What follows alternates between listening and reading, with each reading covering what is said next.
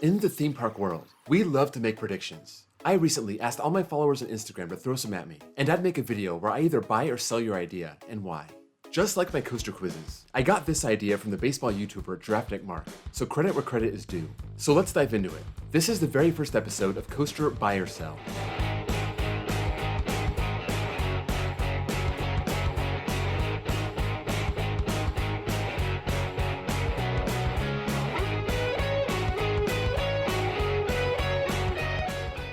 Let's kick this off with Braden Leland. Kings Island will replace Vortex with a mock multi-launch, similar to Copperhead Strike.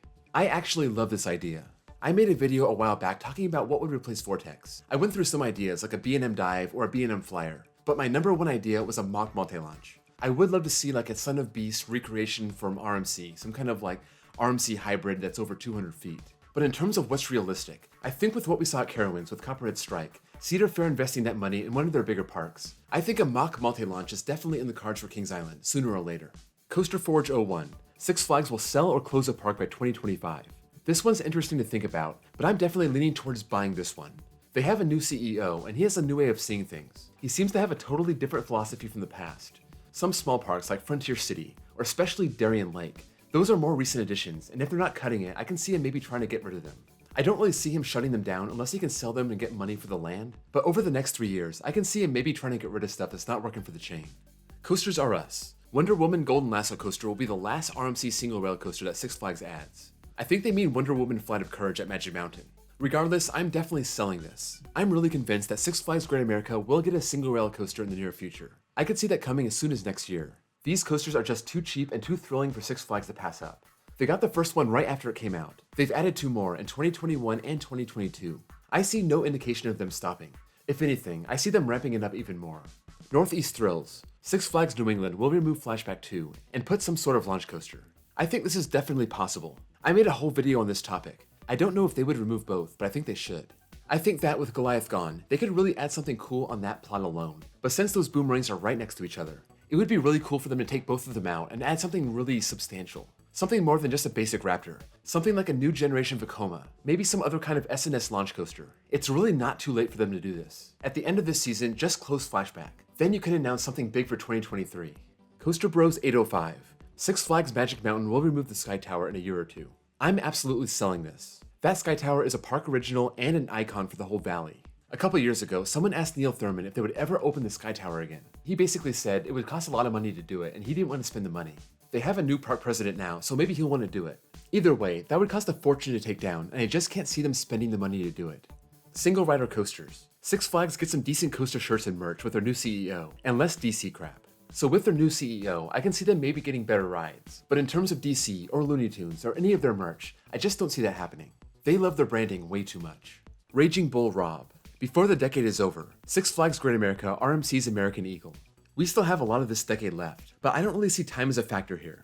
As long as Goliath is in the park, I just don't see RMC Eagle. I think American Eagle's future could take a few paths. They may scrap it, they may replace the trains, they may give it a major retrack. The one thing I don't see happening is it getting RMC'd. Mohammed Mahmood. Iron Gwazi will be better than Steel Vengeance. Iron Gwazi kinda looks like all the other great RMCs out there. I'm talking Zadra, Untamed, Air Force One. All of these coasters have amazing elements, but they're just too short. I don't mean they're short as in compared to other rides, I just mean they're short compared to Steel Vengeance. That thing has 77 seconds of ride time. Iron Gwazi maybe has like 47. That's a full 30-second difference. That's like the same length as a Raptor. I think no matter how great Iron Gwazi is, Steel Vengeance is still safe at number 1.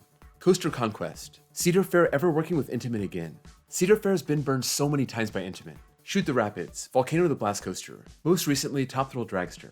I can totally understand why Cedar Fair is looking to other manufacturers these days. That being said, Intamin's been doing a lot of work around the country and around the world. Cedar Fair may look at stuff like Velocicoaster or Pantheon, and maybe they'll have a change of heart. The question is, will they ever work with them again? I think yes. It may not be anytime soon, but in the future, I can see it. The Ambassador ERT. New Intamin in California. Let's look at whether this is possible. Six Flags Magic Mountain or Discovery Kingdom, I'd say no. Let's just rule those out now. As for the Cedar Fair parks, I think maybe, possibly, Knott's Berry Farm, I don't see it happening. California's Great America could use a launch coaster, but I think they're way more likely to use mock rides than Intamin for that. There is one park that I can see it happening, and that's SeaWorld San Diego. SeaWorld just bought Pantheon. SeaWorld San Diego was looking for a new launch coaster a couple years ago, the one that was going to go on the plot of Wild Arctic. Even if that's more of a mild coaster, I could see that being built by Intamin. CLT Coasters. Skyline will actually become a good manufacturer. You know, Skyline really does good work on their wooden coasters. They're listed as a designer on a lot of GCI's coasters, including Mystic Timbers. That thing's a freaking masterpiece. But as for their coasters, I just don't know if that's ever gonna happen. I've been on the two they've come out with so far. Harley Quinn was just a disaster, and Tidal Twister isn't much better. We'll have to see about their new designs. They also have that Pescetti Bowl coaster. Let's just say I don't have high hopes. KP Coasters. Steel Curtain will have a full year of operation. I'm buying this. Every new coaster has the kinks it has to work out. Steel Curtain isn't exactly a complicated coaster. We're not talking about a hydraulic launch or an air compressed launch. This thing just has a lift chain and brakes. I don't see why that's so hard. I remember the first year for Twisted Colossus and waiting in line for like 90 minutes and the thing breaking down 3 times. I'm thinking, it's a chain, it's brakes, what can go wrong? I think they just need to calibrate the sensors to get them just right.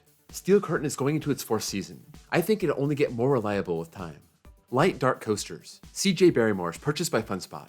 I've never been here, but I did check it out. This place does really look like a FunSpot park. I think if FunSpot wanted to expand, this would be a prime candidate. I don't know if they ever want to sell it, but if they did, I think FunSpot should check this place out. At least kick the tires. WNY Coasters. Six Flags' new management will be very successful and match or surpass Cedar Fair in quality. Who knows how this is really going to play out, but as of right now, I think I'm going to sell. It's going to take a long time to repair Six Flags' image. They are charging more money now. If they can manage to get as many people, or just about as many people as before, maybe they can use that money for something great. The thing is, they'll have to be patient. They'll have to be willing to go through some pain. My only worry is that it's not going to work out in the short term. They may get nervous and revert back to the discount chain just to save their butts. Dr. Coaster. FunSpot Atlanta will add a GCI and another RMC in the next 5 to 10 years. My first reaction to this was no. The more I think about it, the more I think it could possibly happen.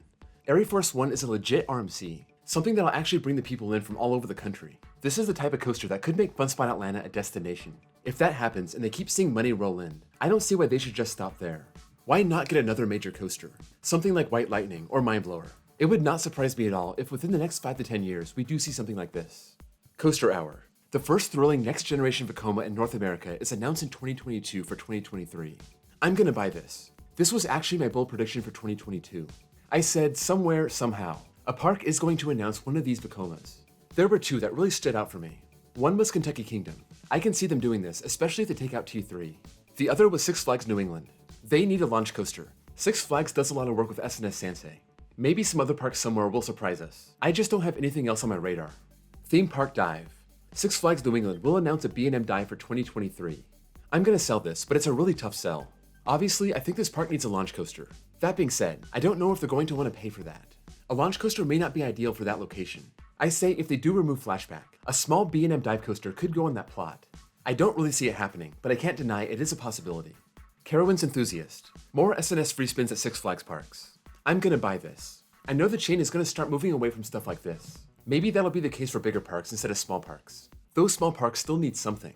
If you look at Darien Lake, Frontier City, Six Flags America, Great Escape, Six Flags St. Louis, even La Ronde, none of those parks have free spins.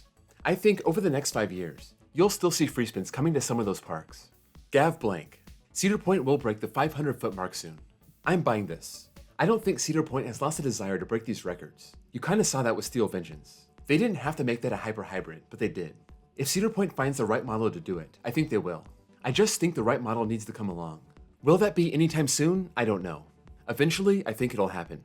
I dig coasters. Great Escape gets a new coaster for the park within 5 years. I'm gonna sell this. We could be looking at a free spin or something small like that. The last major coaster the park got was Canyon Blaster. That was almost 20 years ago, and that was relocated. Unless the park removes something, like the boomerang or the bobsleds, I really don't see this happening. Battle for Metropolis Expert. If this counts, I think Air Force One will be the sleeper hit because of Iron Gwazi. At this point, I don't know if you can call Air Force One a sleeper hit. I think ever since that POV came out, it's been really hyped. Now, if you want to say Air Force One is going to be better than Iron Gwazi, I might buy that one. Iron Gwazi has the height and the length, but as we see with so many RMCs, it's all about the elements. Maybe Air Force One's elements will ride better. I couldn't tell you right now. We'll have to wait and see.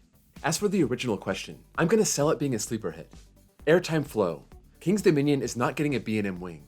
I think the B&M wing is the most safe option you can pick right now. Will it actually happen? I don't know. I'm kinda hoping not. I know there was a rumor going around that when they got their SNS free spin, it was part of a package deal. The other part of that package could be an SNS Access. When we're talking about Volcano's replacement, the SNS Access is the most perfect option. I think for this question, I'm gonna have to buy, but But just know, in my heart, I hope it's wrong. Let's make this one the last one for episode 1. Bosley 97. Six Flags Magic Mountain will get a Giga soon. A few years ago, I would have said this is crazy. Now, with a new CEO, I think maybe it's possible. The only thing is, with Knott's maybe getting their own Giga, I don't know if that makes it more or less likely for Magic Mountain to get one. It could be seen as redundant. The park might also not want to be seen as being left behind, letting their little brother Knott's outshine them. I'm gonna sell this, just without as much confidence as I had before. I got one more late addition to this video. This one didn't come from a viewer. Will Cedar Fair sell out to SeaWorld? Cedar Fair wasn't even looking for a buyer, but SeaWorld came out and just said, hey, here's $3.4 billion. Can we buy all of your parks? Cedar Fair had a similar offer from Six Flags a couple years ago. That one was up at $4 billion. Cedar Fair said they're considering it, and who can blame them? $3.4 billion is $3.4 billion. Maybe their attitude changed over the last couple years because of COVID. Maybe they are more willing to consider this now compared to 2 years ago. For that matter, what about SeaWorld? Last year they couldn't even pay their vendors. Now they want to buy the entire Cedar Fair chain? It just sounds weird to me. I think Cedar Fair is going to look at the offer. You know, give it the old courtesy look. And then, in the end, they'll reject it. But hey, maybe not. Maybe they'll surprise everyone and take it. That would shake up the theme park world in a way we can't even imagine. We'll have to wait and see. That's going to do it for this episode. If you submitted an idea and I didn't get to it, I'll put it in the mix for next episode. If this video does well, I'll probably make this a series with a new episode every month. So if you have any ideas, put them in the comments with the words buy or sell in front of them. That makes it easier for me to filter out later. If you enjoyed this video, be sure to drop a like and give me a sub for more content just like this.